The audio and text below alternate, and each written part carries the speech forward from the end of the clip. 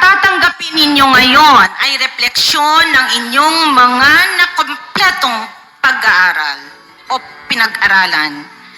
Ngunit ang pagtatapos na ito ay may binubuksang katanungan.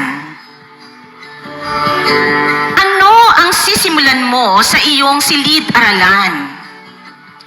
Ano ang sisimulan mo sa iyong paaralan o universidad? Ano ang sisimulan mo sa iyong pananaliksik? Ano ang sisimulan mo sa mga komunidad na iyong pinaglilingkuran? Higit sa lahat, anong magandang bukas ang magiging posible na siyang adhikain natin bilang mga guro at leader sa edukasyon?